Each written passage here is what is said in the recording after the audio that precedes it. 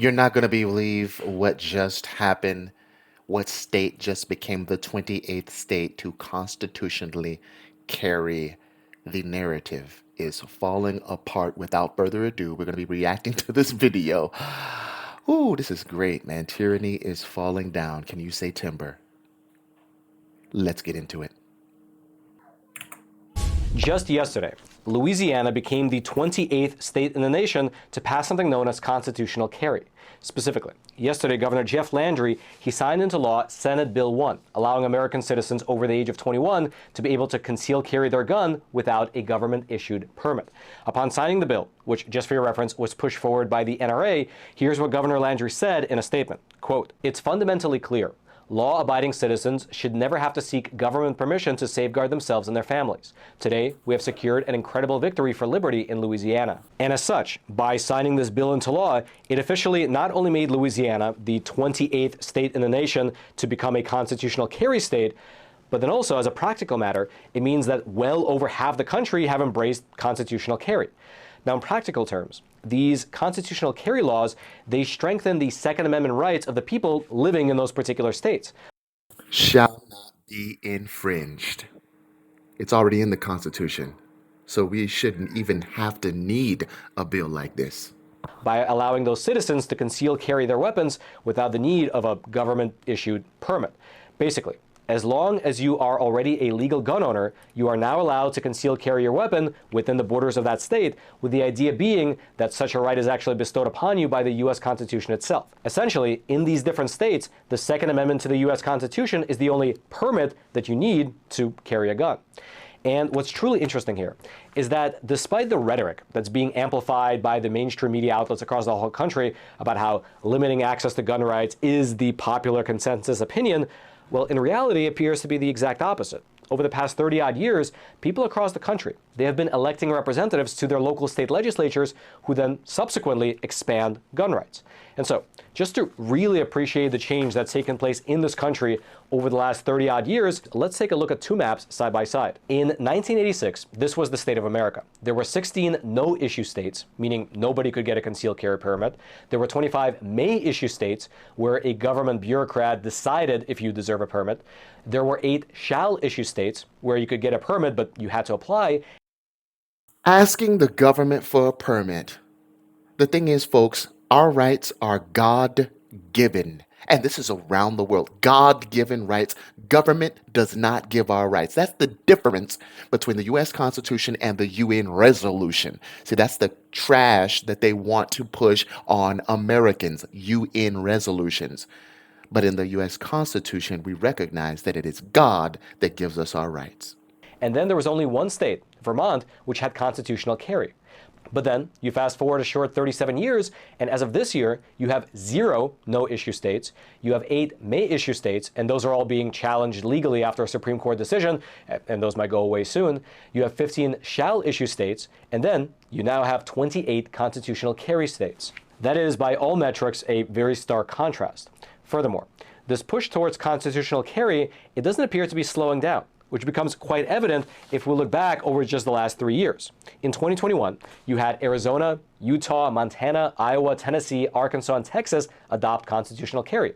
In 2022, you had Indiana, Georgia, and Ohio adopted as well. In 2023, you had Alabama, Florida, as well as Nebraska.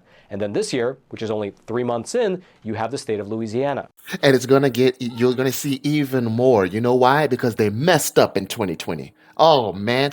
Talk about hindsight being 2020. That is a total of 14 states in the last, effectively, 3 years. And one of the main reasons that more and more people are electing local representatives who then vote for constitutional carry provisions is because of the fact that, unfortunately, cities in this country are becoming more and more dangerous, and people want to be able to defend both themselves as well as their loved ones.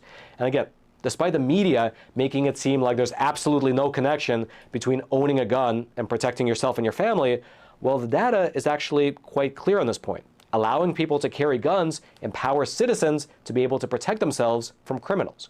For instance, after Ohio became a constitutional carry state, the Center for Justice Research, they partnered with Bowling Green University to research what that change did to gun violence across the entirety of the state. And here is a local NBC affiliate breaking down the findings. Goodness. The study was published today by the Center for Justice Research through a partnership between Ohio Attorney General Dave Yost's office and Bowling Green State University. I remember back on June 13th, the state began allowing citizens to carry a concealed weapon without a permit.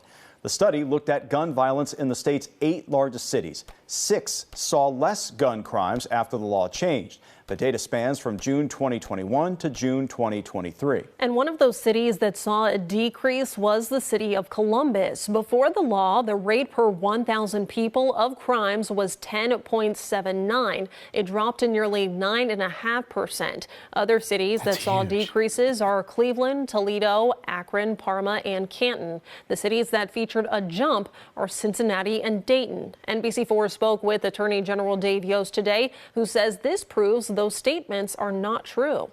So I think this is worth watching as we go to the future to see if it remains the same. But this is scientifically a good piece of work, and it definitively says that constitutional carry did not create additional gun violence. What a novel finding. When criminals know that everyday people are potentially packing heat, they're less likely to commit crime. Look at that. Who would have thought? Regardless, it's exactly research like this, which is having the people in more and more states across the country consider joining the Constitutional Carry Club. Although I will mention that constitutional carry, it allows people to publicly carry their handguns, either openly or concealed, without the need for a government-issued license.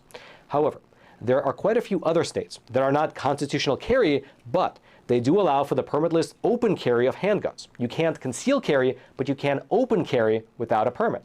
And so if we go back to that map and you add those states which allow for open carry without a license, well, you clearly see that the overwhelming majority of this country allows their citizens to carry their handguns in public. And so again, despite the picture that the media wants to paint, the underlying reality is that the actual people living in the actual counties across the whole country, well, they voted for that. If you'd like to go deeper into the subject of constitutional carry, or if you'd like to read that research paper that came out of Ohio, I'll throw the links to all my research notes down into the description box below if you're the type of person that likes to dig into the weeds. And then, until next time, I'm your host, Roman from the Epic Times. Stay informed. This guy is so amazing. So what can we take away from that? Well, you know what's happening in New York right now, right? The governor is actually releasing some troops, 1,000 troops actually, headed for New York, the subway system, and it's because the city's crime rate has absolutely skyrocketed. And so she's trying to calm the chaos. But the question then becomes, why? Why are you doing that? Why can't you just implement a constitutional carry? Why? Because when good guys got gats, bad guys go splat. And the 2A was not just for the thieves that want to enter your home, it's also for the thieves that want to take over your nation. What are your thoughts? I'd love to hear what you think. Let me know in the comments below. Like, share, and subscribe. God bless you. This is Proclaim Liberty. Proclaim Liberty.